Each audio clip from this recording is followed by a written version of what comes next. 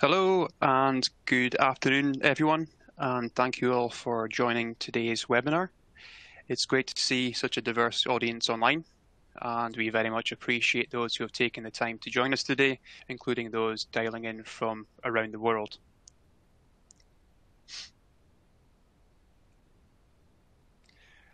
So I would like to get going quickly, just in the interests of time, as we have a focused agenda for the next 30 minutes.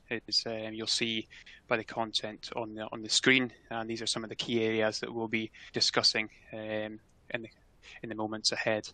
We'll try and stay on track as best we can. Sometimes these things can overrun, but we'll try to ensure we're on a tight schedule so that there allows for a short Q&A session at the end, but obviously we don't want to tie up anybody for too long than what we've already set out today, as we know everybody's time is precious.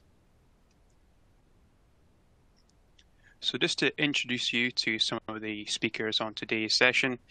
So my name is Liam Pirie. I'm the Business Development Manager for the ModuSpec Rig Intake and Inspection team based in Aberdeen. I'm delighted to be accompanied on the webinar today with some of my fellow colleagues and presenters. We have Barry Holland, who is our Technical Manager, Iain Cruickshank, one of our Technical Specialists, and Steve Harris, who is our Head of HSES. And you'll be delighted that you'll hear from them all shortly. For close to 40 years, ModuSpec has been a market leader in providing rig intake and inspection services. Our position as an advisor to the industry and our clients has often been vital to navigate its cyclical nature. As you'll all be aware, change has been very much a constant theme. With COVID and the market downturn in 2020, followed by the energy crisis this year, and the pivot from energy transition to energy security, organizations have been forced to react dynamically to external factors. Many businesses have had to evolve, including our own, where our service is more customized today and focused on delivering tangible, real value for our clients. We'll reflect on some of those projects that we have supported in the last year and a half to present some key themes, trends, and lessons so that operators, asset owners, and or other stakeholders can take these into consideration for their future rig intake plans.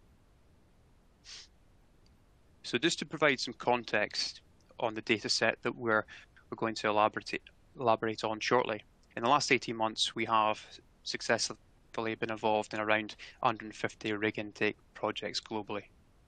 So from the office in Aberdeen, we tend to service our clients across the European and African geographies, but it is quite a large region, given that it covers the North Sea, Mediterranean, the Caspian, and also the West African, North African, East African basins as well.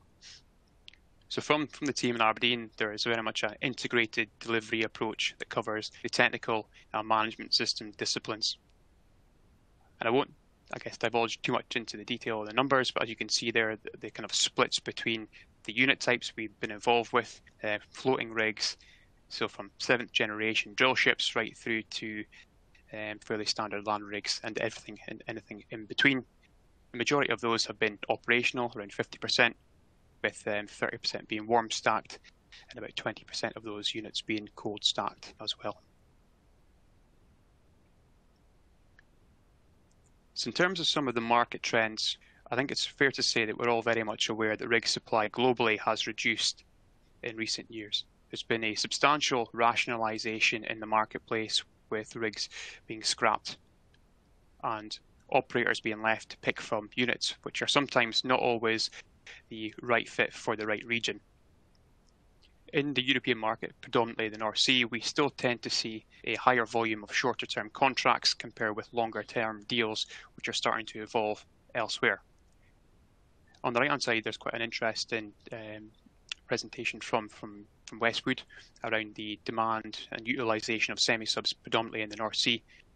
And we're starting to see operators outside of the region attract these units because there is a push for longer term contracting activity outside of the North Sea rather than in it, especially in 2023. So there is a trend of units starting to depart the market to head to West Africa and other vicinities.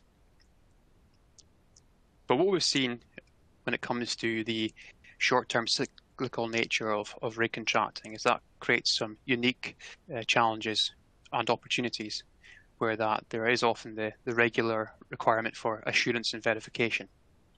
However, as we've been coming through many challenges and changes in the environment, the drilling contracting businesses are also readjusting to the demands of today. There's often the frustrations with having to do what is sometimes seen as repetition, and we'll touch on some of those frustrations and challenges during the course of the coming slides. However, we've started to see this as an opportunity for collaboration, a collaborative approach, where we try and engage as a one team with the trifecta of ourselves, the operator, and the drilling contractor to become a one team integrated approach, which offers an opportunity for more collaboration and a more effective intake as well. But we'll touch on more of these trends and themes with my colleagues, and I'll hand over to Barry Holland. Thank you, Liam. Good afternoon, good morning, gentlemen, ladies, wherever you may be. As Liam introduced me, I'm Barry Holland. I will talk through the next two slides. One of the things that we've noticed over the last 18 months as the increase of utilisation, the key thing, as probably all of you will understand, is to try and get an operational unit. And the obvious things and the advantages through the operational unit is, the maintenance of equipment should generally be up to date. Certification and any statutory requirements of the rig should also be in date. And also the utilisation of previous intake projects and information where it can be shared between the operators also has a big benefit to reduce the amount of time spent during the rig intake process. Liam has touched on this one team approach. We find that it works extremely well, where we will be part of the team of the operator of the rig crew, and we all work together to get the equipment to a certain stage. If I give you an example, up to the pre-deployment of a BOP, we will work as the one team. At the point of pre-deployment and then deployment, we will actually then start acting as a truly independent third party that we normally do anyway. So it's to help aid, bring the drilling operator and the operators up to speed as quick as we can. Although saying all that, some of the items that we still have or still come across during a operational rig is maintenance. Maintenance can be the big thing for us, as we find that even though I made a statement earlier, the maintenance is normally up to date, what we can still find is deferred maintenance. And one of the main reasons behind that is the trend at the moment is for the operator to take the rig for one or maybe two wells. That then means that there's pressure put on the drilling contractor to manage to maintain and do all his in-between well maintenance tasks during a short handover period. So we start to see the maintenance tasks that are laid out for a full 100% in-between well maintenance, say for instance on the BOP, is reduced down to a visual inspection, pressure testing, function testing. That is one of the downsides to the handover of rigs after short wells. The other thing we see is that within the recording of information within the maintenance system, again, can be to some degree lacking. The task may ask for a measurement, a dimensional check done, oil sample done, bearing reading done, temperature reading done, and what we find is in the task all it says is all okay, no issues noted. The problem with that is that the rig then can carry out no analysis of the maintenance system to hopefully catch early failure and repair it before they get any major downtime or downtime at all. The other things that we can find is as the rig is moving around, from one operator to the other. The procedures may be generic on the rig, but what the rig is not doing is maybe updating the client required procedures to be built into theirs. So we start to find a lack of up-to-date procedures that are going along with the rig as it's handed over from one operator to the other. The other thing we're seeing more and more now is that in days gone by, we always looked at a 5-yearly major maintenance. Some of you guys may know it as the recertification of equipment. We tend to call it 5-yearly major maintenance. This used to be done by equipment either been taken off the rig, sent ashore to the OEM or to whomever. What we're seeing more and more now is that the OEM will actually attend the rig, carry out the inspections there, and then give a certificate of service for continued use. Or, and this is one area that concerns us, is that they rely on the rig crew to take all the information and supply it back to them, and then they say yes or no. The problem there is that there has to be a level of honesty between the drilling contractor, the people that are doing it, to send that information to the OEM. We still think there's a requirement for independent third party during that type of inspection is ongoing. We try to advise the operator who's taken the operational unit to contact the previous operator, and even if we have done the survey for the previous operator, that information belongs to them. So we try to encourage them to approach, to share, and then what we can do very much is bespoke what we need to do on the survey, and that also reduces the time that we spend there, and also gives a very focused approach to what we're looking at. It's a balance that we have to make, that the rig meets the requirements of the operator they're going to. It meets the requirements of the area of operation under the regulatory requirements. We really need to sort and ensure that actual program is happening. So, Liam, that's me ready for the next slide. Right. The second slide that I'm going to undertake is reactivation. This has, for any operator, major issues that develop through the real mobilisation and operation of a rig that's been laid up for any period of time. We find inside Moduspec that we hear warm stacked, cold stacked, mothballed, abandoned. To be honest, I would say that in the majority of rigs that we go to where they say they're warm stacked, we would actually almost say that they're cold stacked, because the money's not been spent on to maintain the rig and the personnel on board it. The other thing that we do is when we actually look at the rig, when we go there on behalf of the operator, we find that we arrive at the rig and the actual manpower there is maybe 2 or 3 people working off a mobile generator to supply power. So when we look at this, then the next stage that we have to ask the question about is, how is the drilling contractor going to reactivate the rig? In the majority of times when we ask this question, the drilling contractor doesn't actually have a reactivation program, and has not given any consideration to the cost of reactivation and the spare levels of spares required to reactivate each of the capital equipment on board the rig. What we try to do is sit with the drilling contractor and develop a program on his behalf. Again, we're using the one team approach, because the drilling contractors involved in that stage, the operators installed in that stage, because we're all trying to get to the same end result, as in to get the rig out in an operational stage in a safe condition to carry on working.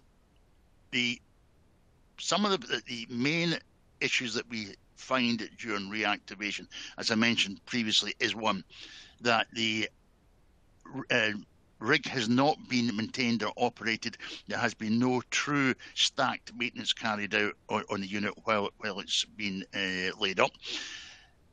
There's no familiar crew aboard the rig or who's knowledgeable about the equipment and the systems on board the rig. There's also a problem with the rig may have been used as a fleet spare, where capital equipment has been removed and put to other rigs. The other main issue that we have during the reactivation process is the misunderstanding of the rig crew, in that when we start up a piece of equipment that's been lying idle for any period of time, the likelihood of failure is very high. So there has to be an in-depth inspection of the equipment prior to doing any form of reactivation. And that would be like, is there water ingress into the system? Has the oil been contaminated? Is there a high level of corrosion? Is the elastomers inside the piece of equipment needing replaced because they're deteriorated through age? One of the other big things that a lot of people don't realise is when the rig has been laid up, the maintenance system is switched off. They may run some form of limited maintenance under the stack period, but as soon as the rig starts to go towards getting operational, the maintenance system is switched on, and you suddenly have a massive amount of backlog of maintenance tasks. On some of the units, we've done it to actually clear this backlog. It looked like it was going to take anywhere between 3 and 4 months to actually clear the backlog of maintenance tasks, and then you've also got the problem of deferred maintenance that's been put off for a period of time. The one last thing that is also big there, as I think everybody's aware of, equipment lying idle. There's a misunderstanding about the COC date and the 5-year maintenance period on it. They believe that a lot of people believe that when the rig is idle and the equipment's not being used, that date actually stops along with the rig in operation. Well, that's not correct. Fundamentally, unless the equipment has been fully preserved under the requirements of the OEM, the date and clock keeps ticking. So the other problem you've got on reactivations, you may find all the capital equipment has to be have its major overhaul conducted prior to being put back into operation. That there is kind of a quick overview of what we find during everything else. And what I will do now is hand you over to my colleague, Iain Cruickshank. Thank you, Barry, and good afternoon, everybody. What we've seen over the last 18 months is that rig owners are increasingly introducing condition-based maintenance, like some of their calendar-based maintenance activities. However, if the implementation of their CBM system is not well managed, especially during a rig reactivation, it can lead to the equipment not being maintained correctly before that rig commences operation.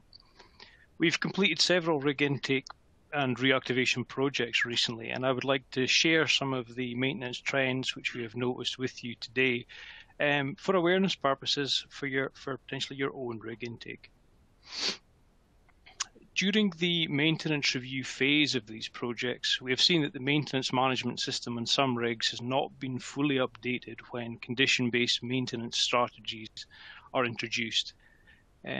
This oversight has resulted in some equipment not being maintained or monitored correctly after the previous calendar-based maintenance has been withdrawn from the maintenance system. This observation highlights why it's important to fully assess the rig owner's maintenance strategy at the very beginning of a rig intake, so that the appropriate maintenance data can be checked and verified to ensure that the correct maintenance tasks have been carried out and all the data is properly recorded in their maintenance system. Another trend which we've seen is that although condition monitoring activities may be carried out correctly and according to the drilling contractor's maintenance schedule, there's often no action taken if the results of those tests demand that either additional checks need to be carried out or identify that repairs need to be carried out on the actual monitoring system. This point kind of highlights the importance to assess how well the rig owner tracks and manages any corrective actions which need to be carried out from the results that are returned from either the condition monitoring results of the equipment or the health of their monitoring system. So it's not just about looking if they're conducting the condition-based maintenance activities, it's how they're following up and reacting to the results and performance of their equipment. Condition monitoring is also been used by rig owners to assess the actual condition of the equipment and to move away from the traditional 5-yearly based maintenance approach that Barry described a little earlier. However, for this strategy to be effective, a comprehensive set of data is required to verify that the equipment does not need to be overhauled or refurbished. When we are reviewing the maintenance system, we often see that there's not enough adequate data recorded in that maintenance system to fully confirm that the equipment does not require refurbishment. And in many instances, the actual condition of the equipment cannot be proven by the rig owner due to a lack of recorded data about the equipment. So this is a really key point when there's a transition takes place between say, calendar-based maintenance to condition-based, and you're making a judgment on the maintenance to be carried out on that data, that you collect enough data for it to be meaningful. We have seen this on several projects now, and this topic is often related to the drill and hoisting systems that we're talking about, the drawworks, top drive, crown, travelling block, deadline anchor, and pipe handling equipment. That's where we'll typically see problems creep in this topic. Another trend that we've seen is that some rig owners have stopped routinely conducting some non-destructive examination techniques, such as specifically magnetic particle inspection, or more commonly known as MPI, because they've chosen only to conduct visual inspections on their equipment annually. These rig owners have stated that they will only carry out MPI or other NDT techniques when cracks are visually identified. Now this is a topic that quite often causes a lot of confusion to our clients that we're working with, because this is against the tradition of where the NDT is carried out every 6 months or 1 yearly.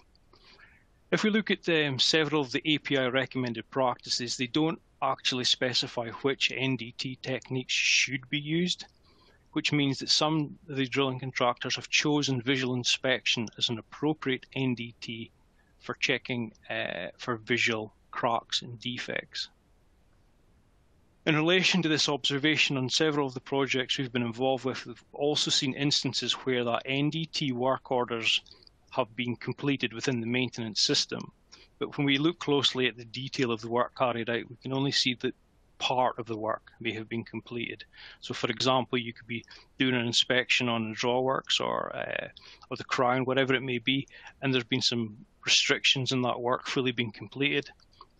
We quite often find that the work order is then closed at that point, and then there's no follow-up of the remaining work to be carried out. So this also leads towards following up on monitoring and how does the rig owner manage any of that outstanding activities he might not be able to complete off of his planned maintenance system. In terms of equipment defects, we've also been seeing lately several issues crop up due to poor quality cast steel components on particularly Chinese manufactured mud pumps, and I'm referring specifically to crankshafts, and also with travelling blocks. It's worth noting that with these particular defects, they would not have been identified if only visual inspection had been carried out. So this is kind of a follow-up to the previous point, that it really does highlight the importance of carrying out appropriate NDT techniques on critical components to confirm their integrity. So yeah, some of the other points I just want to cover briefly before I hand over. Maintenance schedules of Chinese equipment has also been causing some problems in terms of assessment of maintenance systems. We see that the Chinese manufactured BOPs may specify a 5-yearly overhaul cycle for their equipment, but when we look closely at the detail that's inside the OEM documentation, they specify that the rubber goods installed in those BOPs only have a 2-year shelf life. So it's really quite an important point that whilst on face value you could say yes, the BOP was overhauled last year and it's good for another 4 years. With this particular equipment, we need to be conscious that okay, it's only got a year to go, and then we need to take the operators apart. So again, I'm trying to just illustrate some of these equipment requires quite a level of detailed review to make sure that it has been maintained properly before being placed back into service, especially if the storage period goes over that 2-year mark. And the same topic has come up with BOP control units, other equipment where the maintenance cycles are not aligned with the maintenance system. Manufacturers specify 8 years for overhaul. You look at the maintenance system, it says it's 5. These kind of details need a little close analysis. In terms of spare parts, yeah, we're also seeing that the current global supply chain issues are causing significant delays in obtaining spare parts. And there's a bit of a theme here, but specifically with the components that are manufactured in China, due to these recent governmental lockdowns, which is affecting both the manufacturing and distribution facilities. We've currently got a few projects ongoing right now where this is quite a big issue to get parts to the rigs and get them starting operation on their date. So in conclusion, these trends have highlighted the importance of conducting a thorough review of the maintenance system at the early stages of a rig intake to really provide assurance that the necessary inspection, maintenance activities have been carried out. And also, which is really important, is that the correct maintenance information and data is recorded and accessible so that an assessment can be made of the equipment condition. Spare part supply chain issues means that we're also the maintenance reviews needs to be carried out at the earliest opportunity so that we can identify where there's long lead times. And it's really all of this folds into just doing a robust analysis at the front end to avoid any unexpected project delays. We don't want to see any projects being delayed because we've not done the correct assurance at the correct time. So with that, I will now hand you over to Steve Harris. That's great. Thank you very much, Iain. Thank you, Barry, and thank you, Liam. Good afternoon, everyone. I'm going to talk you through the trends that we've been seeing in the rig intake process in terms of management systems over the last 18 months. So the first bullet point that I've got up is management and leadership. And what I mean by that is the size and the scope of the management systems that we're actually seeing in play in the last 18 months. It would appear that there has been a resizing, obviously, of most organizations throughout the world. And the management systems, unfortunately, have been lagging a little bit behind in this and perhaps haven't been right-sized for the organizations that they belong to. So what does that mean in pragmatic terms? It means that we are going out to operations and we are seeing massive management systems for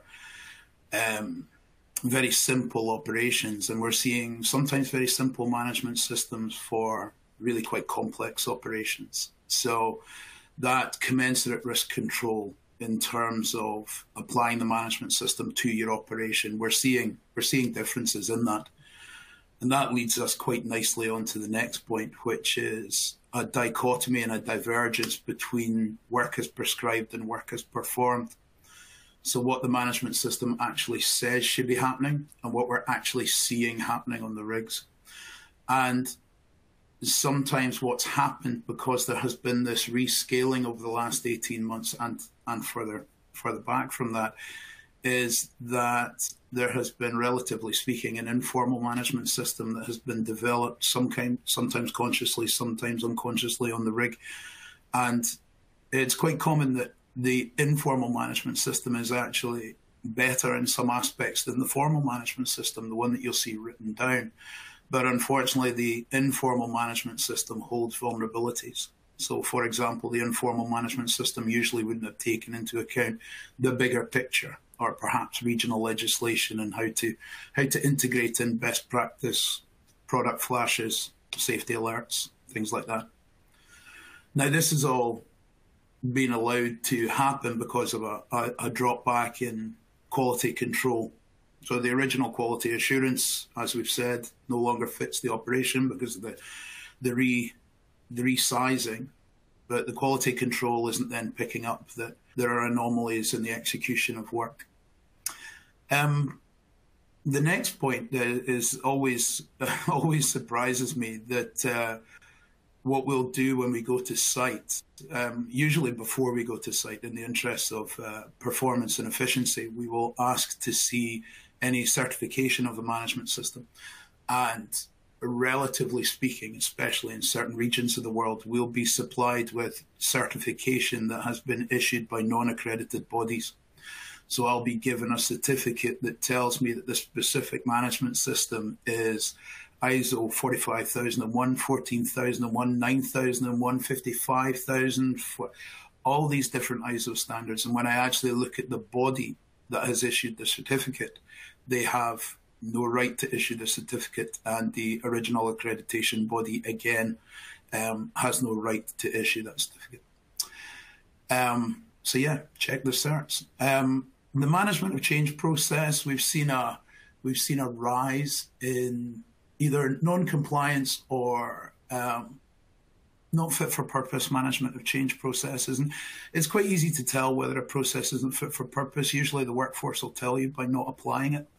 And the management of change process, we have seen again, another divergence away from management of change process. And I don't know whether that is down to a push on efficiency, to do more with less, which is a common industry trend just now, a common industry push, or whether it's just we're seeing less workforce engagement in the development of these procedures, but we're seeing a definite trend that management of change processes are not what we believe, and usually what our clients believe, fit for purpose.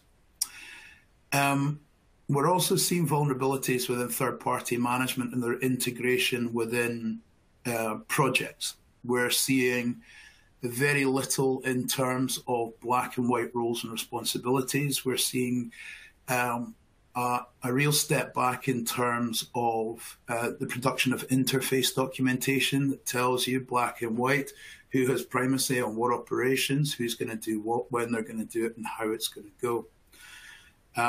So that obviously not only in terms of vulnerability to people, but vulnerability to companies as well in the supply chain. And what I mean by that is that the pandemic, unfortunately, not all companies have survived the pandemic. So there has been new introductions into the supply chain from companies that perhaps haven't been verified or QA/QC'd as deeply as the ones pre-pandemic had. The role of climate and cultural considerations. I don't think I've ever been to a rig site or a shipyard where I haven't been told that we've got a great culture here by someone or other. But when I actually say, show me, pre-pandemic, people usually brought out time-based climate surveys where they'd dip tested the workforce or a sample of the workforce on their feelings on certain things like, do I feel empowered to stop the job? Do I have good dialogue with my supervisor to feedback improvements? And then those climate surveys then got put into a cultural improvement plan. We're either not seeing those so frequently, or we're seeing them not done to the same level of diligence as pre-pandemic. Investigation methodologies as well. I think perhaps some of the skill sets have left the industry, and the application of investigation methodologies are, they leave a little bit to be desired in some instances. So what I'll see is a soft skill investigation technique, the likes of 5Y, type investigation overlaid onto a technical issue. So obviously the likes of the 5Y is fantastic if you want to have a look at the human interaction, the human-to-human interface, but sometimes a mixed methodology or a different type of investigation technique could get to the bottom of a downhole tool failure much more efficiently. If you could move to the next slide, please, Liam. And finally, having a look at the competency of people. So the first one is technical skills not being matched with non-technical skills. And what I really mean by that is that we'll go out to a rig site and perhaps we'll find some people who are technically, every box is ticked. But as we all know, as you go through the hierarchy, non-technical skills start to become more important. So what do I mean by non-technical skills? I mean the social aspects, the team, the comms, the leadership, the cognitive aspects, your situational awareness, your decision-making, your task analysis, even the likes of your personal aspects, you know, how you handle stress, how you manage fatigue. So we're seeing an awful lot of training. And I'm not saying competency here, I'm saying training in technical skills, but we're not seeing a commensurate match with non-technical skills. Not in every instance, but it's definitely a trend that we're noticing.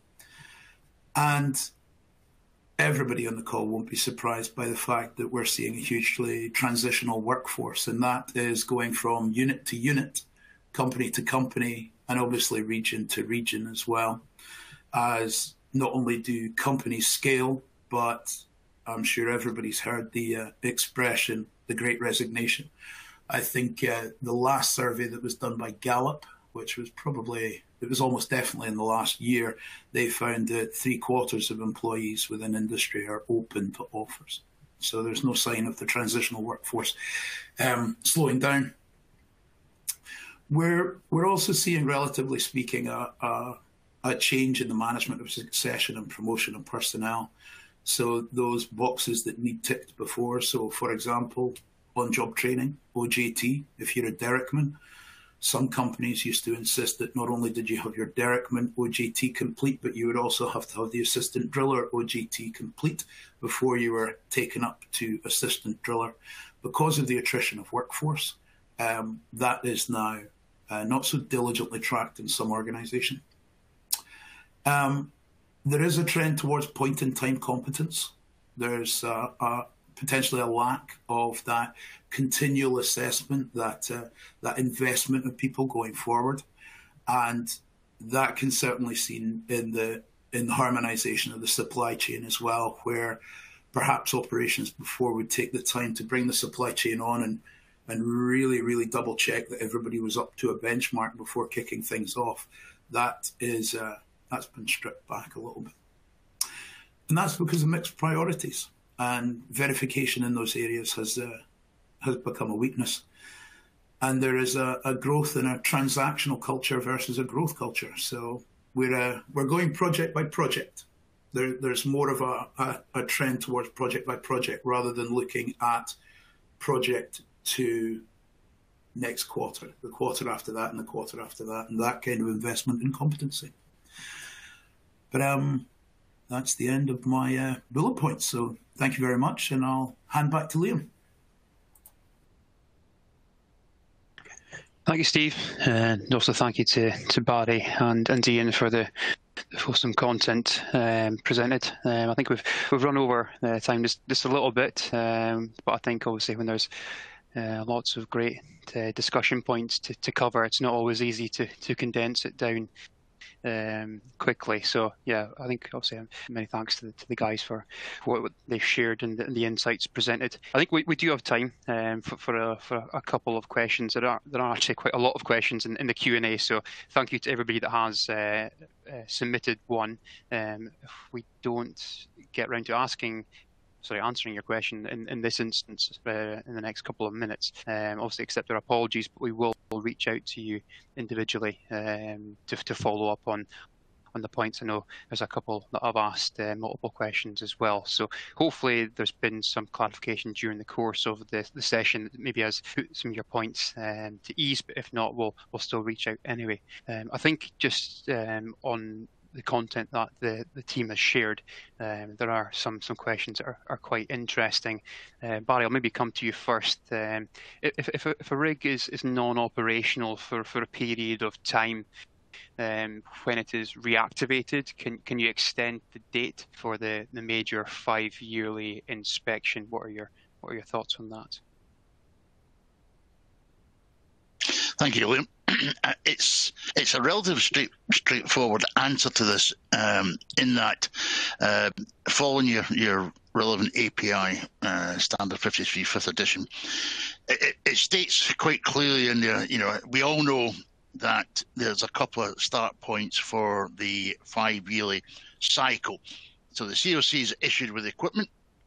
That COC has a date. That date starts the clock. Now, there's a couple of things that can potentially happen to where that date can be moved out. That would be if the equipment is supplied to a rig, and the rig is non-operational as in it's a new build, and the equipment goes into storage underneath the instructions or care of the OEM.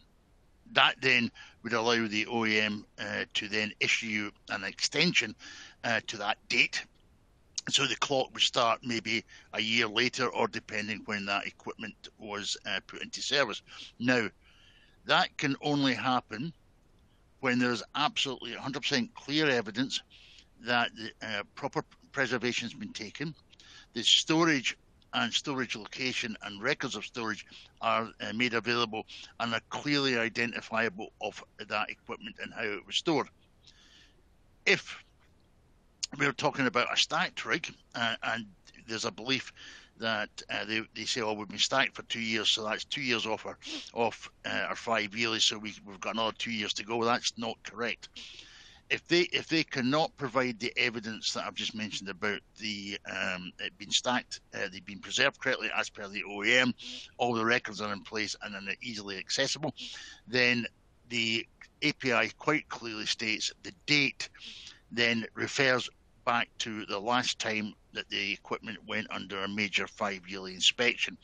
So that may have been 2 years prior to going into non-operational condition, and it's been 2 years in there, so you've got another 2 years added on.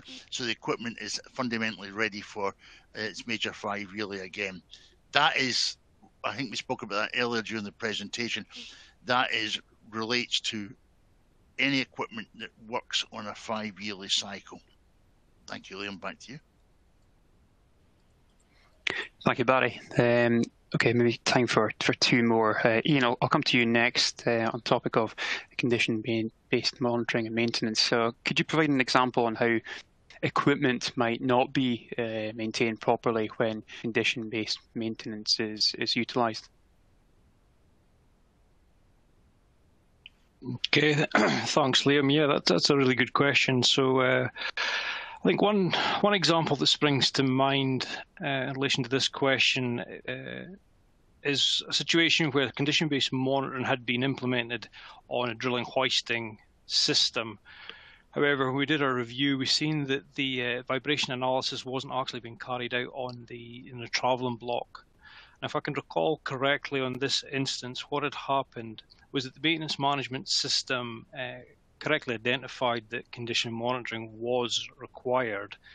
And this initially had been checked by the first third-party provider of that service, but the rig owner had subsequently changed their supplier of their condition monitoring service. And when that changeover had happened, the task requirements given to the second contractor had missed the fact that the travelling block was not on their scope of work to install the sensors, cabling, and such like. So, equipment can be missed, but it can be the simplest of things as something not just being on a list when it's handed over. So, yeah, there's a key example. The travelling block wasn't being monitored whilst the rest of the drilling hoisting equipment was. Hope that answers your question, Leo. Thank you, Iain. And Steve, maybe just one for yourself before we close out. If you had to identify one, what would you say would be the biggest failure or failing of a management system? Oh, that's a great question. if I had to identify just one, I want to say the sizing of it and the scaling of it, but what I would actually say is the engagement and consultation with the workforce. Unless, it's certainly my experience that unless you really involve the workforce in the development of your management system and you get their buy-in from the earliest possible date, then you're always going to have governance issues throughout the execution of your management system. You're really wanting the people that are executing, coming up with the ideas, even if you're sitting at the top of the tree directing what that looks like. So yeah, the biggest vulnerability, the biggest failing I see with management systems is not including the workforce in their creation. Thanks. I think I'll squeeze this last one in, as I know it's at the top of everybody's agenda. There's been a few questions about it, but this one is maybe a loaded question, but how would you define, or what is your definition of competency? That is a great question. Well, competence is usually referred to as an individual's capacity to actually perform their job responsibilities, whereas competency is the individual's actual performance in a particular situation. So there is a minor difference there, competency being the outcome. But if we went back to competence and we just went with the Great Britain's Health and Safety Executive's definition of it, then they talk about the training, skills, experience and knowledge that a person has to perform a task safely. And you get lots of other factors as well, such as their attitude, their physical ability, all that type of thing. But generally what we'll assess will be training, skills, experience and knowledge. But yeah, great question. Perfect. Thanks, Steve. Excellent. Well, again, apologies, we've run over schedule just slightly, but hopefully everybody on the call has found some real value from the content presented today in the session. Thanks again to Barry, Iain, and to Steve for the information presented during the course of the webinar. In terms of follow-up, if you would like to get in touch and explore how ModuSpec could potentially assist you or support you on your next campaign, or if you have any follow-up questions, please reach out to us either via the website or connect with us on our LinkedIn page. All of the team members are able to connect with directly. And for those who have submitted questions during the session that we have not got around to answering, we will follow up directly with you, and thank you very much for your engagement. So I think on that note, we will say once again thank you very much for your time and attendance today, and we wish you a pleasant day, and yeah, thank you once again.